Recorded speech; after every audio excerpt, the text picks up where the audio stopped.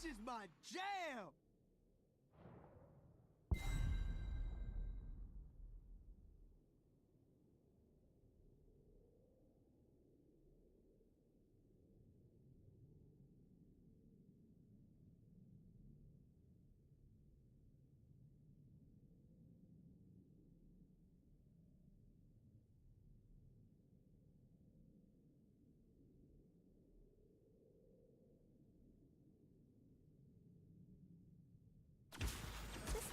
Ready for action!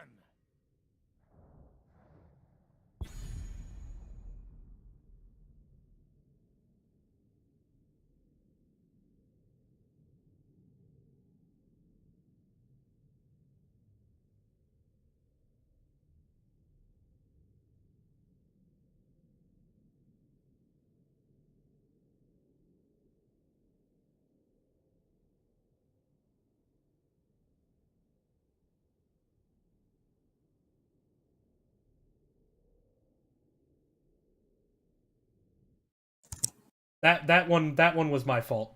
People watching the stream, I forgot to unmute us. That one was entirely on me. It was not a mic board issue. Hi, welcome to Nexus Gaming Series. Hashtag NA Production. And oh, no. we do have and just as you say that, DC.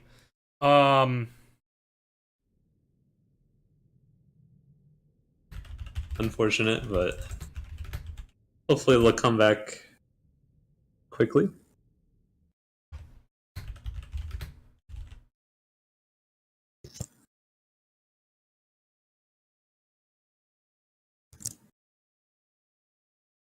So hopefully he comes back. We're gonna start a 10-minute clock here. So we did see a Muradin Li Ming. We didn't see the next two picks. But yeah, so he's going to get his stuff hopefully fixed here. Maybe his power went out, but it is a 10-minute timer to get someone back in. Otherwise, they will have to forfeit the game, which is unfortunate and hopefully doesn't happen. Yeah, for sure. Definitely want to see this game played out for sure. Be a shame if it wasn't, but I think we'll get him in probably. But yeah, we did see that Murden Li Ming combo. Such a classic combo, you know.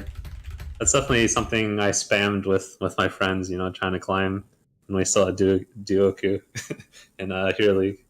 You can just Stormbolt into like a full Li Ming combo, even just like rotating around the map and just ganking people. It's a pretty solid combination. Yeah, and you know, right now, so for those wondering what's going on, we do have a timer. I'm gonna stop that. Okay. We do have everyone back. We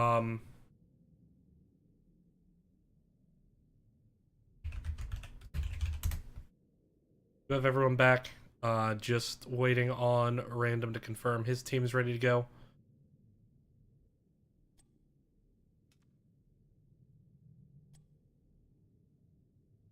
Kick the random joiner out. All right, we're back. So we're gonna start with the same draft as before. So we're gonna jump right into it here.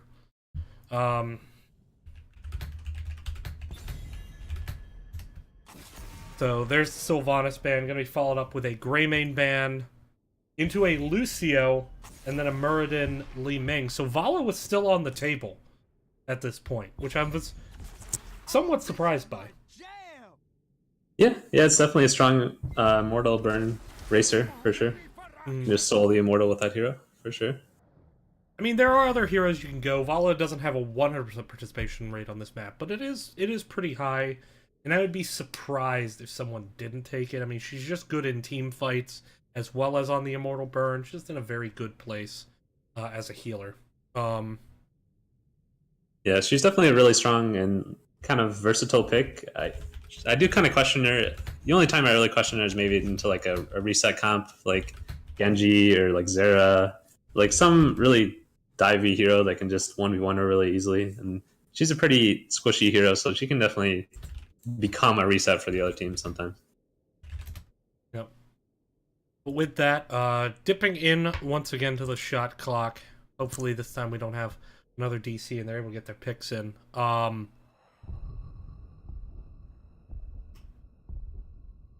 So I wonder what they pick here. It's got to be some sort of racer.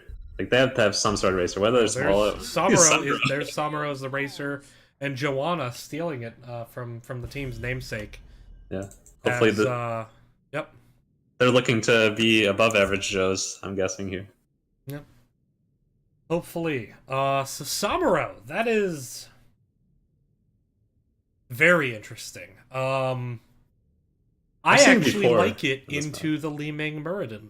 You have a skill shot based combo, and having two basically extra bodies to soak up Li Ming's stuff is not bad.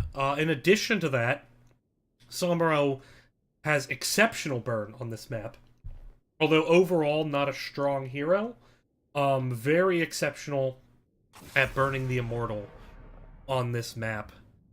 And banning out Lunara, so that could suggest that maybe they want to go into something like Uther. Or just trying to reduce the poke damage potential. And something definitely going to ban it right back with Hanzo. Interesting. Yeah, definitely a really strong poke hero that can definitely be have a tough time, or Uther can have a tough time. Any like not very good sustain healer can have a tough time against. But yeah, the Samuro post rework, he's a little tiny bit worse against the Immortal, just because a lot of his damage is kind of more into himself instead of his clones. Yeah, it's definitely a fun hero to watch for sure. I love watching Samuros if they play it well. We see Hanzo ban here. It's insane race as well, so just trying to ban out some of those spread arrows that can just annihilate an Immortal. Or armor at 7, which is the auto build on Hanzo is really strong right now as well. I'm still kind of surprised by that Lunara ban. As we see Alarak Karazim come in, I don't get it. You could take Lunara and get the vision from Lunara's level 1 to pick out the real Samuro.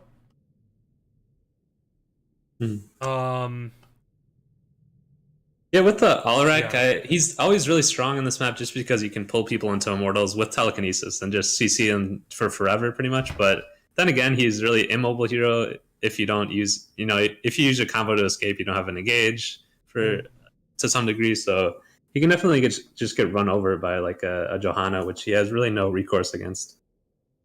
Yeah. Why don't you kind of start talking about where you think this draft is going to go when the picks come in? Just talk about that for a bit. Yeah, sure. So obviously, they're probably going to look for a ranged here with these last 2 picks coming out from something heroic here. Some sort of ranged Immortal burner that just not only can do it solo, but you see Vala last pick, so that's definitely not something you see very often, it lasting that long into the draft. It just... Well, and Vala Mathael, as apologies there, that was a thinly veiled way to say I need to step away from the computer for a second. Cat aggro is real. That is a bit of squish into Alarak, Karazim, Muradin, Ming. The race potential is out of this world. I mean, the Immortal will last approximately a second. But team fights are going to kind of be a bear, I would think.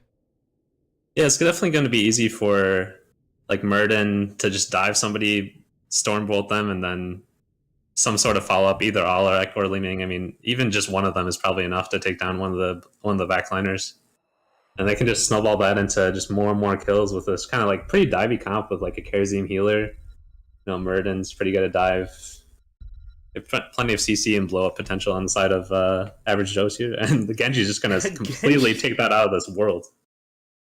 Okay, so I am looking at this draft and I'm saying, is this Hero League? Because everyone's playing an assassin. Everyone has a lot of damage. Oh my, this is going to be... Wow. Triple assassin. I don't know what the team fights are going to look like, but they're going to be short. They're going to be very short as we hit the loading boss here on Battlefield of Eternity. Looking at these comps, better Immort burn, unquestionably on the side of something heroic, right? Yeah, not even close.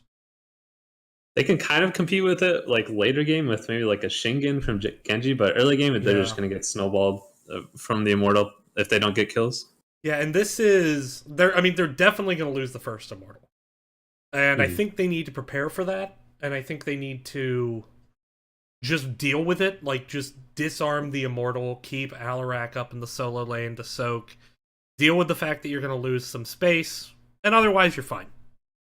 Um but again, we already saw a comp tonight in Division C that was not an early game comp into a comp that had better Immort burn, and despite some team fights late that were okay, ultimately it was just this map when it snowballs hard. And I'm kind of worried about Average Joe's draft here. It's very aggressive. They do have a lot of kill potential, but I am worried they kind of forgot the map objective. Yeah, I agree. I mean, they're almost like both teams are snowballing, just in a different way. One's going to snowball through kills with this double reset comp with Genji and Li Ming, and one's going to potentially snowball just the Immortal, just burning the Immortal and just getting structures down really quickly and maybe an XP lead. Well, with that, we'll go ahead and introduce the member of Average Shows, their Captain Random Task. Going to be on the Genji. Lord Boo, going to be on Muradin. Harmful Harmful Wang, because haha, is going to be on Karazim. Ogle the Great going to be on Li Ming, and up in the top lane going to be Trogzor on Alarak. Starting from the bottom, go ahead and introduce something heroic. And on the right, we have Jellicoe on the Lucio, Malazzo on the Vala, Terraspaz on the Johanna, Eternity on the Malthael, and Silverhawk on the Summero, representing something heroic. Yep. And here we go. So it's going to be Alarak versus Mathael in top lane. Now, this is a situation that it really can be a skill matchup. Now, Alarak can usually, with his burst damage, win that out over time with a couple good combos, but we'll have to keep an eye on that. But down here in the bottom, Samuro actually going to be joining the team fight. Big Condemn, trying to help the initiate. Muradin taking a bit of poke, but as we pull up the talents, we'll see that Muradin did go into that third win. So, you know, if a guy's going to take poke, might as well be the dwarf. Samuro, For sure. Yeah, he's looking for a gank up top. I mean, Alarak's playing really safely into his own wall, though. I don't know if they can get it. I mean, not much CC coming out from these two heroes. They might not be able to get it. It's more like a slow fight that if they're going to win that top lane, just through sustain. Yeah, I think he was hoping he would engage pretty hard, trying to look for that combo onto Mathael. But Samuro hanging around mid, being a bit indecisive, and despite this 4v3 in the bottom, still a wave clear lead going a bit over in favor of something heroic. As Samuro now going to come up top and going to grab the siege camp as Lucio actually gets killed there in the bottom. So a great chase to get the kill right as I cut away T-Tors. Yeah, just Average Joe just showing their CC and blow up potential with like he's basically like 5 assassins that they have. Yeah, and I would have liked to have actually seen them try to start that siege camp at the bottom. Looks like Genji heading up to Bruisers, checking for Samuro. Samuro currently up in the top lane. They'll see that here in just a second, as Alarak now going to have to deal with those siege giants. Could be a bit much for his wave clear to handle, but Lord Boo coming in, trying to get onto Terraspaz. Terraspaz, big condemn. Lord Boo taking a lot of chunk damage. Random Task diving in, getting some good chunk onto Vala, but Silverhawk now looking to join this fight, dropping the clones under the towers. They won't last long there. Yeah, and Alarak is actually winning this top lane pretty decently. I mean, Malthael does have kind of the mana problem more so than Alarak, but he has a sustained advantage, I believe, if he can get his mark on, which he is right now, but it can be tough playing against a hero that does have this this range advantage with the lightning surge and this camp pushing in. Yeah, but he's doing extraordinarily well given the situation. Yeah. He's only just now starting to take any kind of structural damage. Meanwhile, Bruisers started by both teams. Good timing on both Bruisers. Still that bot siege camp up. Could have been something that Average Joes could have tried to take while they had the numbers advantage down on bot, but still. Going to jump into this Immort phase. Blue Immort going to be bottom. That's actually going to be pretty good for something heroic, as they can quickly get the 50% and then head bot to clear out that Bruiser camp. and a late rotation coming in from Average Joe's, and already it's going to be basically a 50% to like 98% Immortal race. Good combo, got the double there, but didn't... oh yeah, no, he did go the questing talent on Alarak, so that one's good. And now having to invade aggressively and fight. Go ahead. Yeah, just... good dive, Terra Spaz goes down. A really strong advantage on this Immortal, just burning it down immediately with their superior race. Now, they do need to send someone back to start burning, but they need to keep people up here to defend as well. And right now, they're also having to deal with a bruiser camp up in the top, a bruiser camp in the bot. Neither team cleared it, and actually both cannon towers already down in the bot lane. But Alarak has to be a very lonely defender here. And with not enough burn on the side of Average Joe's, they're actually going to lose this Immortal race pretty handedly at this rate. Even though they had a great team fight. There's a combo, hits 2. Still looking for that triple. Trying to come in for the defense. That Immortal at 2,344 health now. Dropping a little bit. Big Stormbolt onto Lucio. Here comes the engage. Trying to get the combo is Alarak. Silverhawk sneaking away, using the clone decoys well. But Joanna once again going to fall. Li Ming just burning on the backside here. But it's such a slow burn. Mateo getting good poke in with that Reaper's Mark. Going to force a 4-man defense. Combo missed there by Trogzor, who's getting low on mana. Everyone Average Joe's a little bit low on mana. Terra Spaz coming in. That is the real Terra Spaz, now getting chased out by Genji. Genji could secure this kill, but doesn't do it. And now this Immortal down to 59 health. A single auto attack, even from Lucio, could do it. There comes the poke. But gonna go ahead and get Vala down. So, you know, they really cut down the Immortal shields. Strong defense there. And that worked out, I think, pretty well for the late-game team comp of Average Joe's. Yeah, they really showed their ability to just snowball and get kills, which I think might be a pretty important question in the later game here. But they did lose this first Immortal, but that really was a great defense that they just held on to for so long, even though they lost so early to the burn of something heroic. And now that Li Ming has that Seeker, her burn is going to get better. You know, so that will help her out as well. Lord Boo in a little bit of trouble. Getting the Condemn. Random Task in the backline. Going to jump back. Make sure that the team stays alive. Karazim jumping in. Now, Karazim did go Iron Fist. So he definitely has that added blow-up potential. Took Heavenly Zeal to get added movement speed as well. So this could actually be a really hard engage. And the fact that they have a level XP advantage after losing their fort wall in bottom, after losing that Immortal, it's really is a good situation for Average Joe's. Yeah, they really defended that bottom fort really well, and they're able to get some soak in the top lane as well. Capture this bottom camp. They're playing well in the macro game. Very impressive for them. Still looking for that first win in Nexus Gaming Series. Could this be that game? You know, Poke War kind of coming back and forth. You know, not great wave clear, and so it's going to be hard for them to push these Siege Giants up. But doing a good job not letting Vala just set up and chunk them down. Samuro now starting this top Siege camp, but here comes Burden into the bot. Gonna be a 4v3. Could be an opportunity to push in. Only one causer still standing, but Genji goes in. Here comes the hard engage. They focus down Vala. Vala is down below 50 health, but is going to escape thanks to Lucio and Joanna. Oh, and Average Joe's got to be kicking themselves. They came so close to getting that kill. It should secure them a well, but they could have had a fort if Vala went down there. With the XP, that would have brought them closer to 10. Just such a barely missed opportunity, as now Trogzor finding himself quite a bit of trouble. The chase is on, but gonna be able to get away from there. Yeah, that was really a kill that escaped them just by a sliver, and maybe even one more auto would have killed her. And we'll definitely see that happen in the later game. I think Vala kind of being a potential target here with her kind of slight immobility and squishiness.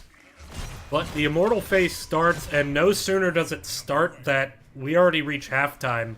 And there's that burn from something heroic. But now, it's going to switch sides. This is actually a good... Oh, no, it doesn't switch sides. Sorry, it goes top-bottom. And so this was actually beneficial for something heroic, as they might be able to get their burn onto this Immortal, but here comes the defense, and Random Task is all over Silverhawk, chasing him down. Meanwhile, Li Ming coming down to the bot, getting some poke, but Random Task securing the kill. Great kill onto Samuro. That's going to help them so much heading into this phase. Level 10's picked up. We have 7-sided. We have Avatar, Disintegrate, Counter-Strike, and Dragon Blade on the side of Average Joe's. This is such a hard engaged comp. They have so much blow-up potential. Let's see if they can use it here. Yeah, 7-sided really makes sense with this comp, even though it's solo support carries. Sometimes you want Palm, but they're really just looking to annihilate one target and then just get those double resets from Genji and Li Ming.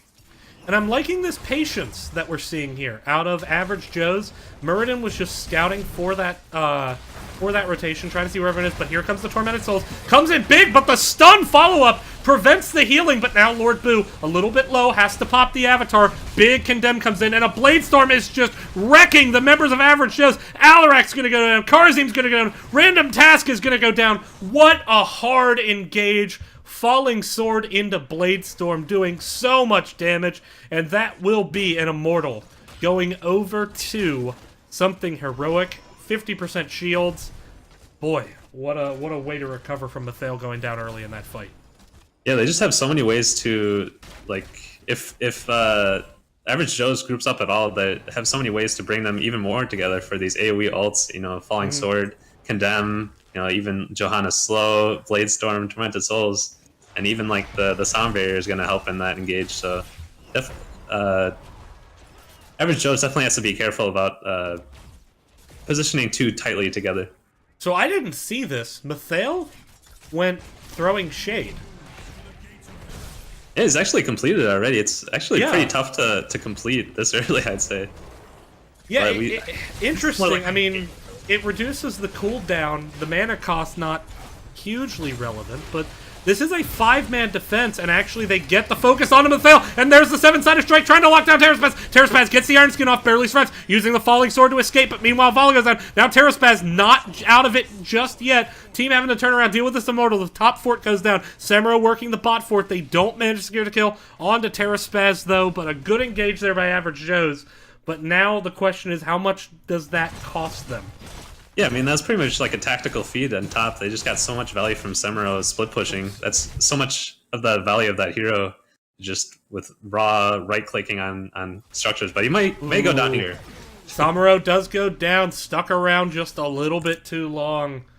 Overestimated that rotation time, as once again I apologize for NA production value lull for having the wrong scene up.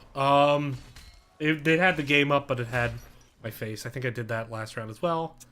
Apologies. But still, despite getting that kill, immediately we're seeing a rotation down onto this siege camp. Muradin trying to get onto it, but a late dwarf toss, and now with the Condemn, Muradin could actually be in trouble, forced to blow the Avatar just to get away.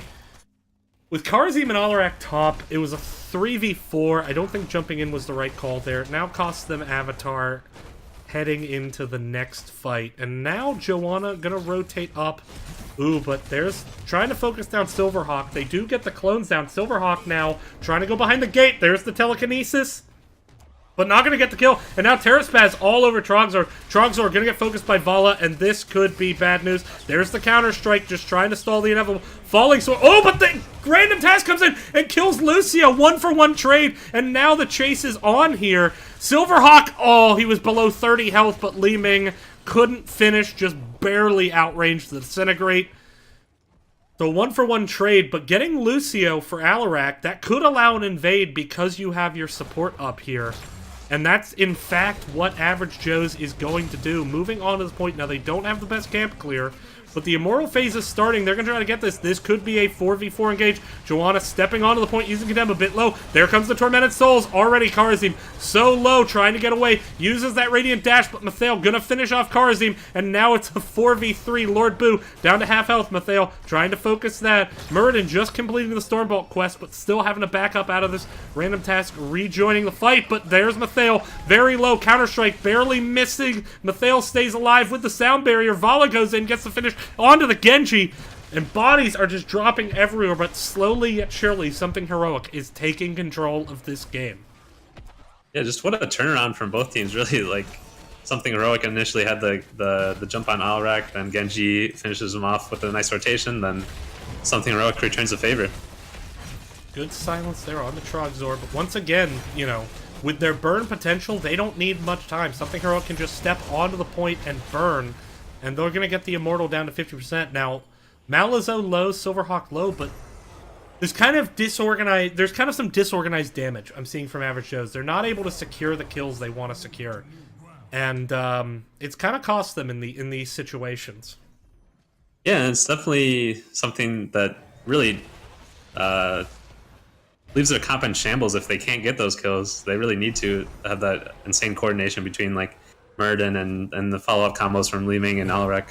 A great situation here for Average Joes, but they need to take advantage of it now. There aren't heroics up on the side of Something Heroic, but there are heroics up on the side, but it's only for a narrow window. Souls is now coming up on cooldown. Did they wait too long? Yeah, there's definitely an opportunity for Something Heroic to come back here. They're regressing on the Immortal quite nicely. Yeah. Here comes the hard engage. Expect the Tormented Souls. Here it comes in. There's the Falling Sword. Sound Barrier keeping alive. Bladestorm once again onto the backline. This Falling Sword Bladestorm combo just doing so much damage, but the self-sustain is there for Alarak. Now Li Ming and Alarak do go down, however. Harmful Wang not going to be able to get out of this one. Eternity all over the backline, chasing Muradin all the way home. My goodness, and Mathael now just trying to let me leave. I want to leave. Get me out of here. Okay, does manage to leave. What a crazy fight. 4 for 2, but once again, Something Heroic. Just, if Average Joes engaged sooner, before Tormented Souls was up, I think they could win that fight. They have a comp that can engage aggressively. And I think they're just a little bit sheepish there. They lack the confidence to go in and just take that fight. And in doing so, they're going to lose a very healthy Immortal to the side of Something Heroic. Yeah, and not only do they need to engage, but they have the better engage with Muradin and like these really mobile heroes from Average Joes. And Malthael, I mean, yeah, his ult is so much of his value. You know, he's great in the laning phase as well, but in team fights, he just annihilates people if they don't have the sustain to deal with it, or CC. And just, I mean, look at kind of what this counter engage is. It's Falling Sword and Sound Barrier, which initially can save someone. And then you have 3 AoE damage ults, but here comes Random Task onto the backline. Now trying to get away. Falling Sword actually going to hit Random Task, and Random Task not going to be able to get back behind the wall there as the Sound Barrier, once again getting a ton of value. Alarak jumping in with the Tormented Souls, very low on health, but keeping himself alive. Now Trogzor looking like he's the next to fall, and he is. This Immortal still has a little bit of shielding. This is definitely a dead keep. Could it be the game? I hope not. But Lord Boo doing everything he can to self-sustain. Now has the Dwarf Toss out right as Harmful Wang. Radiant dashes in. Now Karazim on the wrong side, jumping into Muradin right before the Dwarf Toss. Just a little bit of a miscommunication there, and that could actually enable Something Heroic to take game number 1, and they do. Oh my goodness. GG. Yes, Average Joe just wasn't able to get the kills in the mid and late game like they really needed to. They really prefaced their comp on getting those kills and just wasn't able to win the team fights when they needed to. Yeah, Something Heroic going to go up 1-0. It was a really back and forth game early, but it just seemed that, you know, Average Joes, if they... I know they don't see the ultimate timers like we do, and so it's really easy for us as casters to say, like, their ultimates aren't up, but at some point you have to track that. You knew that you didn't blow your ultimates in the last fight, and they did, and so I think you have to just kind of take it on faith that, you know, yours are up sooner, and you have to take that engage. It was 15 into 15. But we're going to get set up here for game number 2. But do you have any more thoughts on that, Mocrates? Yeah, just... No, just not really. As I said before, the reset comp worked out in the early game, but it just once they came to 10 and Malthael getting his really impactful ult as well as Lucio, they just were able to use those ults to great effect and just run over and right click the other team. All right. Well, with that, we're going to take a brief pause while we head over to game number 2. We'll see you just in one.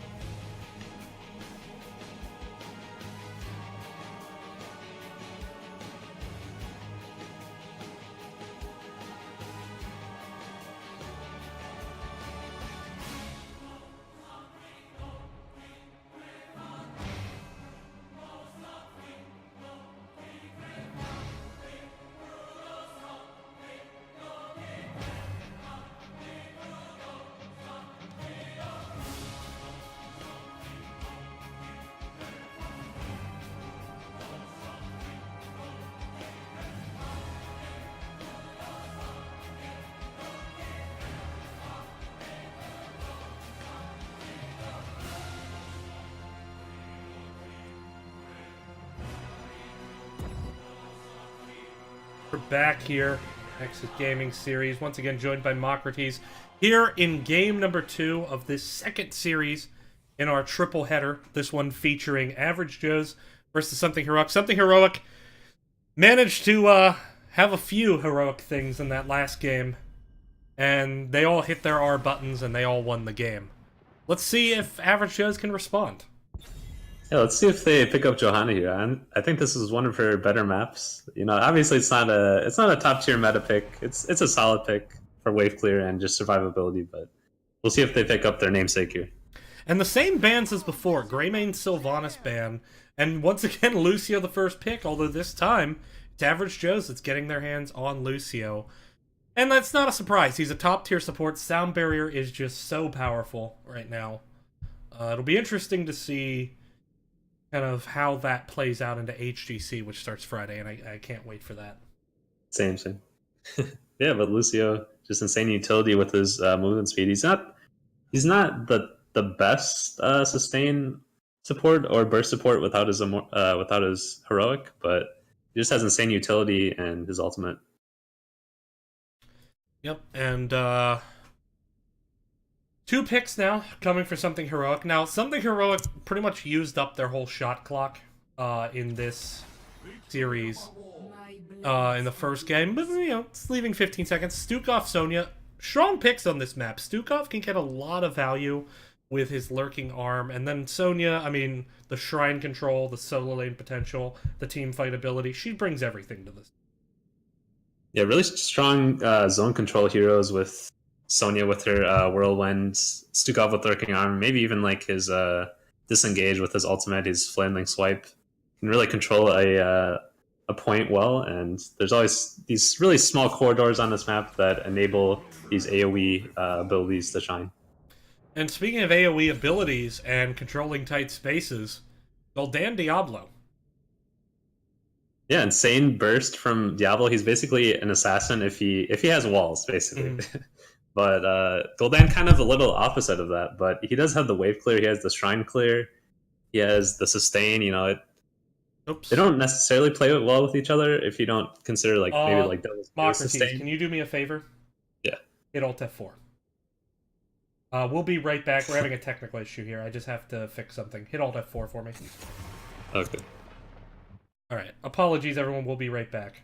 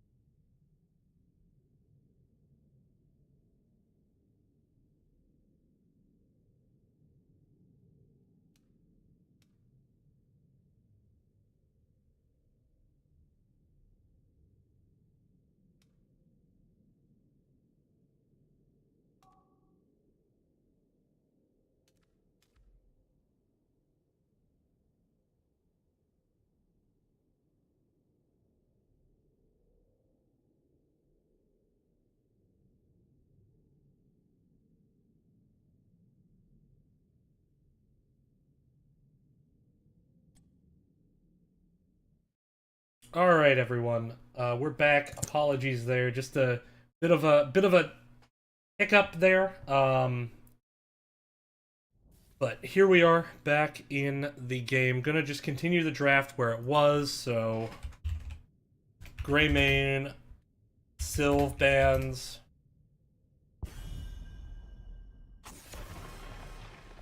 Nuncio first pick. Stukov, Sonya, Dia, Gul'dan, and then we're good. Oh, this is my jam! So, apologies to that, everyone, but here we are again, as if nothing had ever happened. Just needed to correct a few things now. So for something heroic, I might want to see an Arthas here. It's really strong zone control to add to their already strong zone control. It pairs well as a main tank, perhaps, to pair with Sonya. Definitely has great wave clear, shrine clear, and plays well into this like sustainy bruiser frontline heavy comp with like Stukov and Sonya. Yep, and we're gonna get to Diablo to switch skins here as the fans come in. And then for average Joes, you might want to see your solo laner come out here. To match into well into Sonya, you might want to see a Malthael. Obviously, it plays pretty well into it, especially if you go into Die Alone at 4. Yep. And I mean, they saw something heroic play it to great effect last game. Might want to pick it up here just to counter that solo lane. Apologies there, as I actually thought that was the Archangel Diablo skin, but that is apparently just blue, and I don't know my Diablo skin. Karazim ban, not wanting to deal with a potential double support with the dive potential as well. It could work with Diablo, but I don't think Average Joe's was probably thinking double support. Yeah. Interesting ban. I mean, they saw the blow up like potential of it last game, but I don't think it was. I don't think they had an impossible time dealing with it last game either. It definitely kind of limits your team in like range damage, I guess. Although they do have the Gul'dan, so that provides a lot of range poke and sustain as well. All right, so what do you ban now? I think you could ban. I think ETC is a phenomenal ban here. Although you have Horrify to disrupt ETC, but Muradin could also be a reasonable ban then, just because if Diablo goes in, Muradin can jump the back line and enable an engage. It's going to be the ETC ban, choking out space. I like that choice a lot. Pairs extremely well with Stukov, power slide into silence, and then the face melt to push him back into silence. So a good ban there. Yeah, for sure. Arguably the strongest tank in the game. Just so much displacement and CC, game-changing ults completely. You know, you can play as an offlaner even if you have go stage dive, and everybody knows the mosh pit, the potential of that to just single-handedly win games. Yep. Now, one anti-synergy we'll have to keep an eye on is APOC and Horrify. And the reason for that is when a team gets when the team gets really stacked up, you want to Horrify. When a team is kind of stacked up, you want to APOC. But not when they're really stacked up, because then everything's on the same point. Let's see, Muradin Lunara. So there's Lunara. Now, that was banned by Average Joe's last game, so maybe it's something they scouted from something heroic and didn't want to face. Yeah. But now they are going to head into it. They have a one-trick Lunara on something heroic, but it's a decent hero, at least on this map. I think you can potentially go into even Thornwood Vines, just sort of an extra, CC if you like just use your W on it, or just wave clear and shrine clear as well. Yeah. But the Wisp can get a lot of value as well. Yeah, for sure. Vision control. We might see a Hanzo here with that insane vision arrow he has. Hanzo, does he have any percent-based damage abilities or talents? Oh, for sure. Level 7, that OP armor reduction. Well, that's armor, least. but I'm talking about percentage HP damage. I think he does later Okay. in his talent tier. I haven't played him that much, honestly, so I don't know. But I think he does it like 16 or 13. Yeah, I mean, a lot of heroes have giant. Well, a lot of healers used to have giant killer at 13. Ariel Alaric. So they are going with the double support with the Ariel, trying to counter this engage, and Asmo. sound the meme alarm. We have Asmodunk in the game. Okay. I wonder how they'll play that. I mean, obviously everybody knows like the meme worthy Asmo AFK just split push the whole game, but you can potentially play it for like a team fight like poke based playstyle with globes. Will be interesting to see where it goes. Asmodan, this is not really a map I think of Asmodan on if you're gonna go Taste for Blood, and in my opinion, if you're not gonna go Taste for Blood, I don't think he brings enough to the table because of his long cooldowns outside of that. He's a really big body, but I don't think they'll have a huge trouble like dealing with it just because they have such strong sustain on the side of average Joes. They can definitely burn through high HP targets over time if they don't just get dived by this Murd and Sonya comp. Yeah, I was thinking maybe they could try to go for a stall comp and try to stall out objective while Asmodan pushes, but Sonya Muradin's not really a stall comp. It's a pretty hard engage, but we're going to start over here, once again on the left, with Average Joe's. Trying to bring this series to a draw. Trying to find that first win here in Nexus Gaming Series Season 3. Overall, great. Going to be on Oriel. Trogzor once again on Alarak. Random Task going to be on Gul'dan. Home for Wang on Lucio. And Lord Boo going to be on the tank with Diablo. Starting at the bottom, go ahead and introduce something heroic.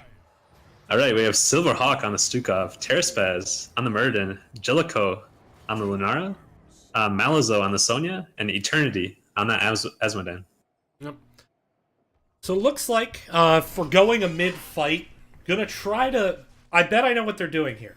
They're gonna aggress onto bottom to see if they can bait an overreaction towards the bot, and then let Asmodan push. Except they're not doing that, so I'm wrong. Uh-oh. Meme alert. Level 10 meme alert. Burning down the well, and actually, they're starting to get a bit of a reaction here. She got some damage onto that well, but wisely chooses to leave before the Diablo police can show up. But already, no one's soaking that first mid-wave on the side of something heroic. Sonya now going to hang around the mid. Asmodan going to be top against Alarak. Now, Alarak can actually do okay into that matchup. He's going to struggle with the wave clear, but he can interrupt laser with telekinesis or with Discord Strike. I think he should be able to be okay there, but 4-man rotations coming out of Average Joe's here, while Sonya continues to clear the mid lane. Gonna get that cleared up, but Average Joe should be able to clear that in time. Yeah, and why not rotate as 4? You have Lucio with the movement speed that can just really assist in rotations and doing it very quickly. You have Gul'dan with the wave clear, and Ariel with the heals to just sustain you through it. And this is interesting. Always with Gul'dan, I'm always very interested in that level 1 talent. We are here seeing actually a fight around this bottom siege camp. We are seeing Gul'dan go with the E build, getting the first stack there. That into a Sonya Muradin Q build can be strong because it softens up the front line so much. And I generally like Q build more with an Ariel comp, but it can actually be pretty strong in the Stukov. Stukov is stationary, so you can usually get 2 free ticks of corruption there. But meanwhile, they're committing so much to bottom that they're just missing soak in mid. Gul'dan gonna rotate up, only gonna catch the last 3 minions though. Still, yeah, XP lead favors Average Joe's at the moment. Yeah, I think I definitely agree with you on the Q build versus E build. Here, I think Q build is definitely stronger with an Ariel comp because usually you want to have an auto attacker to pair with that Ariel to be that energy, like consistent, always there generator. But Gul'dan is kind of an auto attacker just because his cooldown is only like 1 second. So that's kind of what makes him a good energy generator, in my opinion. Yeah, I'm kind of surprised to go with that. But we'll see. We'll see how the game turns out. Now, Asmodan had to be top, so he's going to lose soak, but Merc's coming in mid now. It looks like Asmodan's coming mid to get kind of that benefit. Asmodan did go into Sieging Wrath rather than... Ooh, good charge onto Jellicoe on that Lunara. Stormbolt going to peel out. Good save there. Corruption getting a nice number of stacks, 11 stacks, as the Shrine fight going to start here. Good lurking arm, just making it uncomfortable. Now Lord Boo going to be the focus, trying to get out of there, flipping. Ooh, flip stun onto Malazzo. Malazzo trying to get away on that Sonya. Huge corruption, collects a lot of stacks there. Overall, though, both teams kind of trading, both a little bit low on health, but for now, Average Joe's going to be the victor.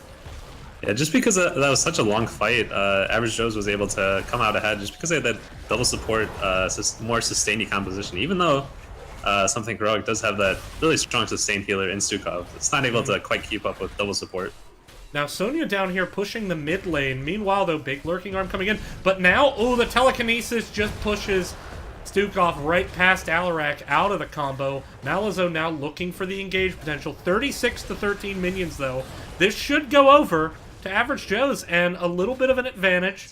They lost a little bit of lane soak, though, some pressure. They're going to need to respond to it, but they have a chance to push up with this Immortal. As Lunara goes to soak bot lane, it's going to be a three-man defense. Azmodan going to stay top, just throwing in, getting more Sieging Wrath stacks. Let's see what value they can get. Yeah, and Something Heroic, they definitely needed to do that, to kind of split off and get some value elsewhere on the map versus kind of team fighting early. You want to get some push value out of Azmodan at first, but they actually didn't get a ton. They got one and a half towers maybe, and they actually ended up losing an XP just because they lost so much structurally mid to the Punisher. So maybe not as much as they wanted to come out of this this first split in Punisher. And this is one issue where this team is going to spike late. With Gul'dan being their primary damage dealer, he doesn't get Ruinous Affliction until 16 and has to wait till that quest is done before he gets the double. Now, he does get a couple corruption stacks there, but Random Task getting focused here by Muradin, having to self-sustain off Lunara, who is going to be the first to drop. Good focus there by Diablo, making sure that they got down that Lunara. Alarak still laning against Eternity up in this top lane, but once again, mid-soak going to be lost here, and this could cost them their tower. Indeed it will. No camp rotation yet on the side of Average Joe's. Go ahead. Yeah, and that was a really nice gank and rotation from Diablo getting that kill, but what does it get them, really? They lost plenty of XP mid, as you said, and they're kind of getting pushed in elsewhere on the map. They didn't really get much from that one kill, even though it was a nice kill.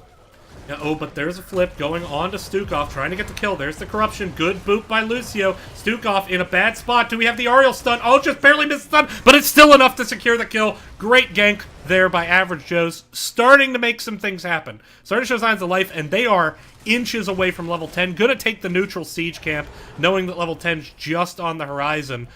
Lunara gonna send a Wisp in, and now knows Diablo's there. And it's just kind of like, come chase me, as I say in my best. It's a good Lunara impression. Yeah. But so far, really good start here for Average Joe's. Now they are losing pressure in the mid lane, but they're getting pressure here now in the bot lane with this Khazra camp. Lunara doing a good job poking it. But they should be able to get one of these cannons, and if they then win this Immortal, that's going to help them out. The one awkward side of this comp, Lucio is doing a lot of solo laning at the moment. Yeah, it's not much he can do against a Sonya push here. She's just been relentlessly pushing in mid and then potentially rotating to a camp to another lane. Alarak, they've though, definitely lost a lot mid. Alarak actually blowing the counter-strike there, trying to get a combo onto Azmodan, but Azmodan doesn't attack in return. Shrine Fade's going to start. Level 10's picked up by both teams. As we just saw, we see the Counter-Strike. Obviously, of Soundbearer on Lucio, APOC, Aegis, Horrify. Nothing surprising there. Blackpool to pair up with the Sieging Wrath build. Wrath of the Berserker, Avatar, Flailing Swipe, and Leaping Strike. So Lunara potentially going to try to maybe get onto one of those squishy heroes like Lucio in the back line and see if she can get a free kill there with the double Leaping Strike combo. Something to keep an eye on. Yeah, giving up the potential more slows because you can apply more people or her slows to more people with Thornwood and the wave clear, but it does give her a better escape. Maybe if Diablo say like flips her, she can just flip right back over. And Asmodan just now leaving lane, and so despite all of that early time controlling the point, they actually don't have a minion lead at the moment, and Sonya actually starting a siege camp. Alarak hitting Stukov with the Counter-Strike. Sieging Wrath now coming in with some good damage. Quest just completed, so now it's really going to chunk, but still, 36 skeletal minions, and just too late of a rotation there. If anything, Asmodan should have stayed top. He could have had this fort. Instead, though, Punisher going over. It's going to be of the frozen variety to Average Joe's. Yeah, I agree. Even if he had stayed there top and just gotten annihilated by a gank, I think it might have been worth it just to grab that fort and get some extra map control and XP for something heroic. One, I mean, Average Joe's, they had 5 down in mid, so it would have taken them a while to gank. They would be like, oh, lad, like 2 people on the enemy team disappeared. Lord Boo trying to engage with this Frozen. Fort gonna go down. Punisher got a little bit ahead of the fort. Good baiting there by something heroic, but now finding themselves down basically a full level and down 13 talent tiers. So Average Joe's getting it together. Let's see if they can hold on to this momentum. Yeah, they definitely can. They're ahead in a talent tier right now, and they have great pickup potential.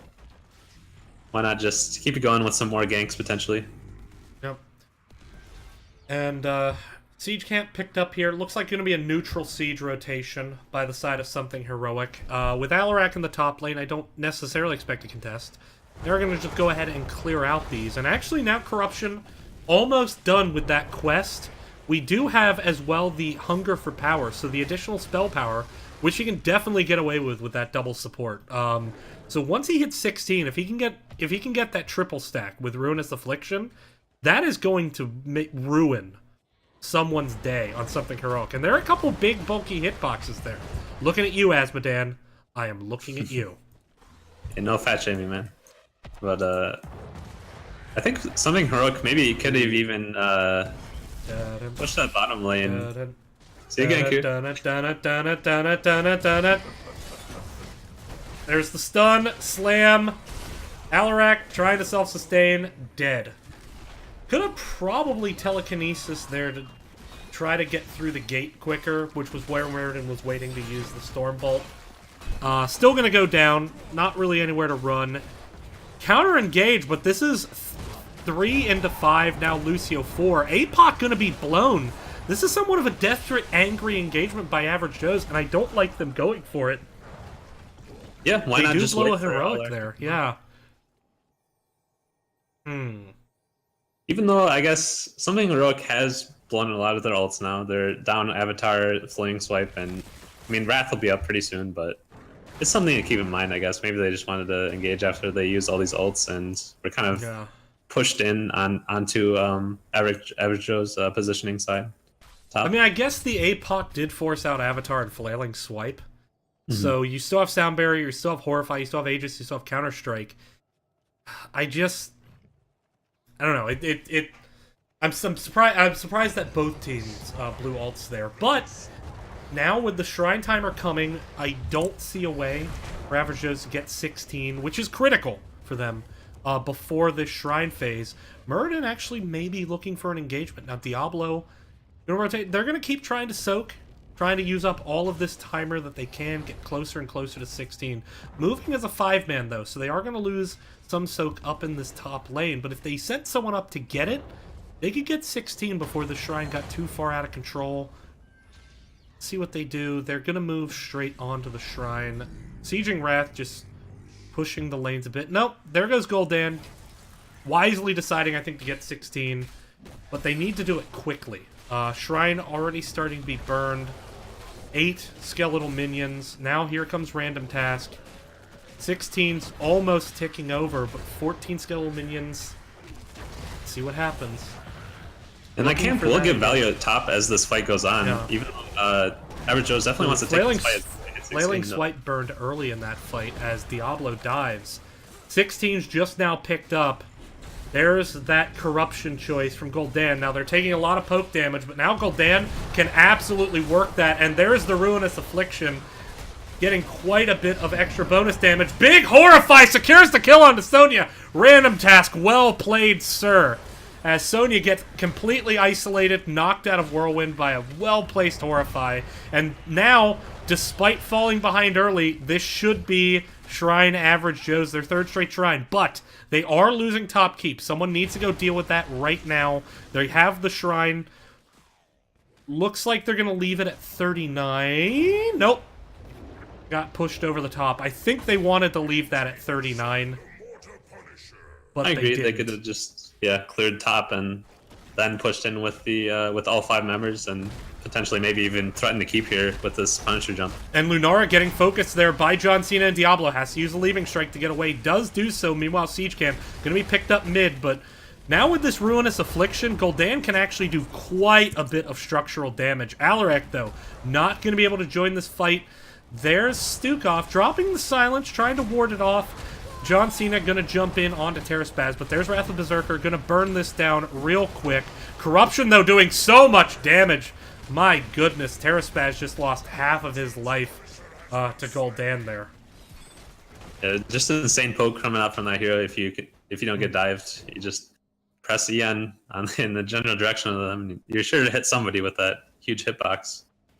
Now, I don't know if Average Joe's pray. But if they do pray to RNGesus, their prayer should go something like this. Dear RNGesus, blessed be thy name. Please, please, make the next immortal be bot lane and not top lane. Amen. Because top lane, they could actually lose off of. Even if it... And, oh dear. Rip. And here's the APOC, though. Murden actually getting focused. There's a Horrify. Trying to secure the kill. Flailing Swipe comes in too late. Murden goes down. And now it looks like there could be a chase coming on. There's Malazzo getting pulled out of Whirlwind. Ariel coming in with that full hope bar. Malazzo has to run through the choke point, but can't get away. And there's a huge set of kills by Average Joe's, and they need to take advantage of this. What are they going to do with this time? Siege Camp. Yeah, perhaps not the best use of their time. They maybe could just completely just walk up to a keep. Yeah, Although I mean, mid-keep there's no wall, and they have Ruinous Affliction. Ruinous Affliction does a lot of structural damage. It gets all of that bonus. It's a guaranteed 3-stack. So far not doing it. Slowly starting to push up now with a Siege Camp. But keep in mind, this top lane still a bit pushed in, and now it's going to be pushed in.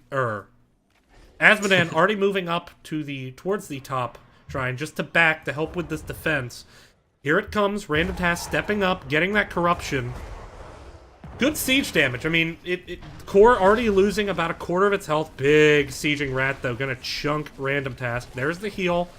And now Average Joe's gonna have to back off. Now, they need to be cognizant. This top lane is completely pushed in. I'd like to see them grab their bruisers and push out top lane a bit before this next phase starts. This is the chance for something heroic. They got the shrine they wanted. It's the top shrine. I believe this one should be Arcane, although it hasn't been stated yet. We'll see. And I'd like to just see them run at them pretty much right now. They already grabbed the camp, so they can potentially even give value if they lose the fight. Mm-hmm. But they want to fight before 20, something heroic does. They want to hit... Yeah. They want to completely just run at them, I'd say, like, irrespective of positioning. Force that fight so they can get back in this game and maybe take that Punisher. Now, this is a situation where Average Joe's... They're already up at the point. They're not close to 20 yet. Maybe they could push up and get some structural damage to find 20, but it's going to be tough. So this could actually give... Yeah, and now it's basically impossible. This could give something heroic the fight they want. Good zoning corruption there by Gul'dan. Silence coming in, just making it uncomfortable for Gul'dan. Gul'dan can poke them all through that narrow choke point. Looks like that's what's going to happen. But now, through the choke point, Lucio down here in this bush, waiting for the opportunity to sound barrier. Average Joe's have had good team fight this game. There's the focus. Combo missed onto Lunara, but there's Diablo going for the flip. But Lunara manages to get away. And now, Average Joe's starting to pull back a bit. They don't have a well up here, but there is a well on the side. Ooh, and there's Alarak a little bit out of position. So much poison damage coming out, but there's a huge Aegis! And once again, Sonya getting isolated by the Horrify. Sonya, is she going to drop? She's below 50 health, but she survives and gets the heal. Now Terraspaz is trying to drop away. There's the Flailing Swipe, securing the disengage. Everyone hit their R buttons. Only thing left is one stack of Leaping Strike. That was a very chaotic fight, but you know what? I think Average Joe's won that because they're going to pick up 20 now, and it's 5v5 into 20. And we're already seeing the retreat. Good choice to retreat into level 20s. Average Joe's just surviving was a victory there. For sure. I mean, they definitely wanted to win the fight, though. They definitely had the opportunity, too, after the combo didn't quite get the kill. But, plenty of cooldowns were down for Average Joe's, so they definitely had that fight taken well. But I think the Horrify really turned things around there. It was able to just barely save Alarak, as well as paired with the Aegis. And we could actually be seeing a base race here, as it looks like something heroic is just going to push in mid-fort. Mid-keep, even. Alarak still working on these minions, but he's not going to clear them quick enough. They need to respond to this. They're going to not just lose. If they don't start backing now, they're not going to lose a keep. They're going to lose their core. They need to back right now and deal with this. This could move on to core. It is a Sonya. Something heroic. Are they going to do it? Are they going to pull the trigger? They are. It's a base race. They're going straight back, and no one backed on the side of Average Joe's. And Sonya can just ruin this core. Finally, the back is coming in. Alarak gonna set up the deadly charge. Here it comes, trying to focus down Sonya. Uses the counter strike. Alarak starting to get low. Sonya very low on health. APOC hits. Flailing Swipe trying to scare it, but there's the fear. And now Malazzo's gonna go down. This Punisher moving on to the top keep, uncontested. The chase is on the side of Average Joe's. Terraspaz gonna try to dwarf toss over the wall, but there's Alarak getting the telekinesis. Now Muradin's gonna lose his life. And at this point, now you have to push as hard as you possibly can if you're on Average Joe's. You have the Punisher on the top keep. It could take it out by itself. Here come the backs. Lunara, Asmodan going to come into defense. Average Joe's looks like they're going to move top here. Let's see what they do. Goodness, what a fight. Yeah, I mean, that could have been death for Average Joe's. Just they were able to win that fight on the core with another good Horrify. Just Sonya not able to deal with the CC coming out, double point and click interrupts from Diablo, interrupting her Warwind, and right before John Cena dies, he actually sets up Silverhawk, and there is a huge deadly charge by Alarak, who goes in and secures the kill. This could be it for Average Joe's. They turn their attention to the core, but there's a lot of damage coming out from Lunara. Ariel taking poke damage from that keep tower. There's the sound barrier. Lunara goes down. This could be it. Average Joe's, now they almost have the shields down, but the Sieging Wrath doing a lot of damage. Now the focus onto Asmodan. Are they going to get the kill? Diablo flips, but there's the blink behind the wall for eternity. Now they're chasing Sonya. Sonya all over this backline. There's the Self-Aegis. The core still has shields. They have not focused enough. There's the sound barrier once again. Now flipping, but pushes Sonya back into the thing. They need to focus the core. They need to get the core down. There's the silence onto Sonya. Sonya going to have to back into the base for you. Flip onto Muradin. Muradin gets stunned in the wall, but once again, they're still focusing on the team fight. There's the big Horrify that secures the kill onto Sonya. Muradin goes down. The core is down to 25%. The core is down to 15, and the Average Joe's are going to do it. They're going to win their first game here in the Nexus Gaming Series. What a great win by Average Joe's. Yeah, they're able to just completely slug it out and just completely snowball on kill after kill with this kind of like CC comp with Diablo and Alarak. And I have to say, Alarak, I think he played pretty well. Usually you see a lot of people kind of use it at Counter-Strike as a last-minute kind of survivability option, just throw it out when they're about to die, but he used it for damage. He used it aggressively when he knew that he was going to get damaged and just blew people up with that AoE damage. Yep, and we're going to see if we can get a post-game interview here with Average Joe's, because I think we can actually have a really interesting conversation with them. So we'll try to get that set up, but I think it came... I mean, the double support really worked there. They had, just really good poke. The Diablo had a really good killer instinct. Lord Boo set up so many strong kills there for his team. But Alarak, I mean, I got to give hats off to Alarak. He made plays that game. I mean, he missed a couple combos here and there on engagements. But when push came to shove, I mean, he made plays. Yeah, the deadly charge at the end, like just barely getting it by like 1 pixel and just comboing that, I believe it was Lunara at the end there, at the core. That was a pretty flashy play.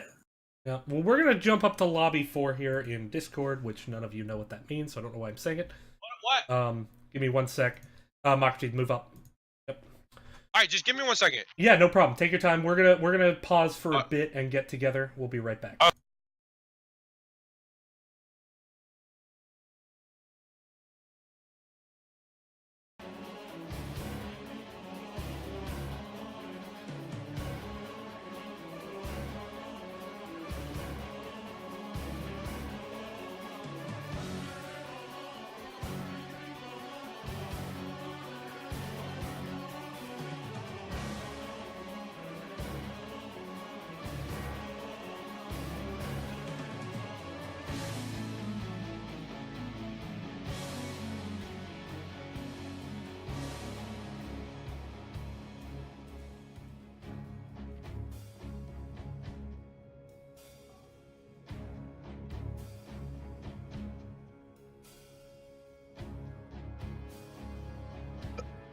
and we are joined. Wrong video. There we go. We are joined by the victors in game number 2. Average Joe's securing your first win in Nexus Gaming Series after a rough week 1. We'll commit. Yeah. How you guys feeling though? I feel really good. I'm really proud of my guys. Honestly, we've been struggling a little bit with the shack calling, struggling a little bit with just like being decisive, and I think especially that game, we could see that it was all working out, and we were doing the rotations really well. We basically won every fight. So after our first series, we started putting in a lot more work. Yeah, we've been practicing a lot, starting to do a lot of things like one-on-one time with people and talking about strategy. I'm really proud. So going to the second game, you guys chose to go into double support. Was that something that you chose, or you were thinking before the game? And we were highly in this meta? We were highly considering. I think if you have the Gul'dan, I think it negates a lot of the weaknesses that you have in a double support comp, which is wave clear. Mm-hmm. So I like double support comps in 2-lane maps specifically. If you got good supports with it, because I think you don't really have to worry about wave clear as much. It's mostly fighting, and I think double support is still really good at fighting. But you run into a problem on something like Warhead where you just don't have enough wave clear and you just get out macroed. So Ariel brings a little wave clear. Lucio, we like playing Lucio, but we knew they like playing Lucio, so we just automatically took that first. We did research. Yeah. But by we, I mean him. Yeah. That's so actually we also had plenty of kill pressure with Alarak and Diablo, which is another problem that double support has. Yeah, the combos worked really well that game, but I do want to kind of interject here. Let's talk about game number 1 real quick, as unpleasant as that might be, and then we'll get back to game number 2. So game number 1, you guys were facing it was a really weird comp, really weird draft, really from both teams. Socrates and I were kind of just baffled, not like in a negative way, just like it was a very aggressive draft by both teams. And it seems like you guys really committed to getting that first kill in team fights, but then the fights would fall apart. Just kind of like walk me through like what you think happened there. Right. There's a few issues. One, we didn't realize our support took he took 7-sided. Yeah, someone mentioned going that. Yeah, someone told him to go 7. Yeah, if we had Divine Palm in a lot of those fights, we would have been a lot better off. Mm-hmm. I think it was actually Ogle, who's the one that probably plays with the team the least. Yeah, I think Ogle was the one that mentioned it. Ogle and his name is Trogzor, but you know him as Manendorf, by the way. Mm-hmm. He's my brother. You met him before, but so I think. Like, we would honestly ideally like to have Lucio there. We didn't think that they would have such a high priority in Lucio, but we kind of had an idea. We kind of knew that Lucio was coming first. We had this idea of playing an aggressive comp. I think we got out macroed a little bit. Our guys probably weren't quick enough to defend, which is what our strength was. Mm-hmm. So we have the Alarak, and we had a lot of good defensive tools. And the ability to punish people if they overextend. But I think a big problem is that I feel like the healing generally wasn't there. We didn't have enough support. They had significantly more. Well, a lot of their fights, if you go back and look, you'll see Falling Sword initiates, and like the ultimates that were on the other team were literally just hit R and D. It was Tormented Souls, it was Blade Storm, and it was Strafe. So just a ton of AoE sustained damage there. Yeah, and so I think they punished your stacking a lot. It might be...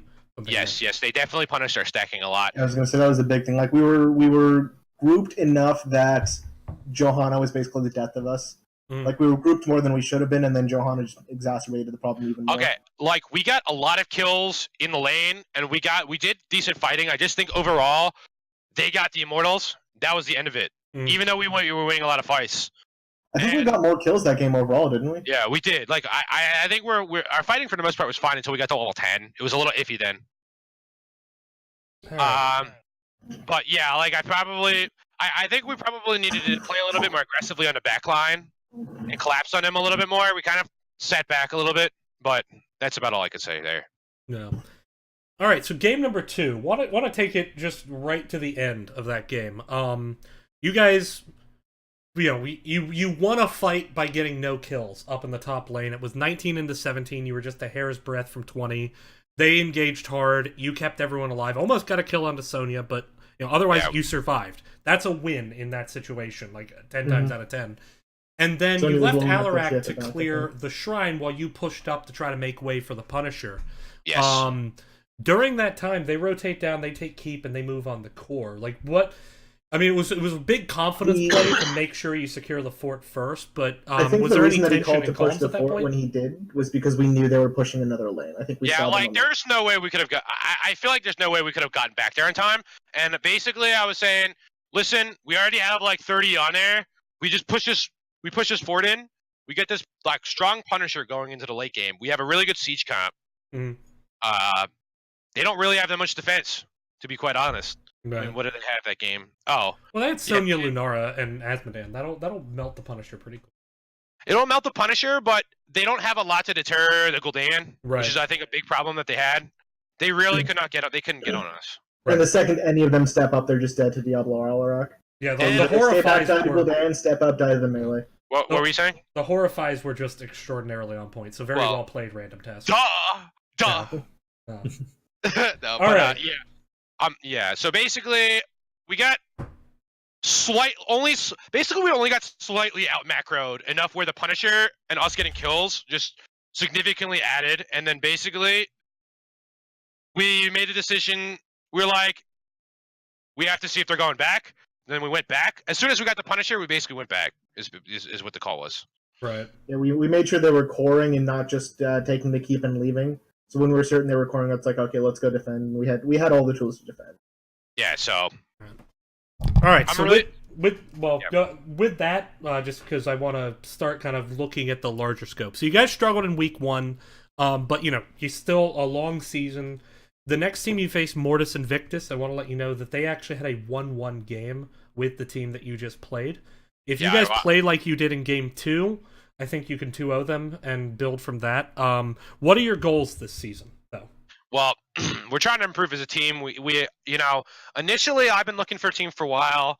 I haven't had a steady roster until now, and it was even like maybe 3 weeks to a month before. So it might sound like a lot, but it's not as much as you think. And like, we had Especially since it was the holidays, half of us weren't there half the time. Right. yeah, we had questions at solo laning. We had questions whether we could have enough subs. I mean, we have a sub today. Ogo came in and stepped up, especially that game on Ariel, I think. That's my cat. We're just trying to, we really like playing generally aggressive comps. We just want to keep working on getting better. We need to work on the shack calls, which I think was excellent that game. We need to work on just maybe a little mechanics here and there, and I think we'll be set. All right. Well, with that, we're gonna have to draw this to a close because I need to set up for the 3rd game of this triple header. Congratulations again, Average Joe's getting that win. Best of luck in Mortis Invictus later this week and with the rest of the season. Stay tuned for those watching on the stream. We'll be back in about 10 minutes with Roll 1 Esports versus Divine 9. I just want to say, Roll 1 is a fantastic name. Yeah, it's pretty good, and I've had a chance to cast it before. We'll see you next. We'll see you actually All right, guys. next game. Take care. Thanks Cheers, for guys. having us. Yeah. All right, good game.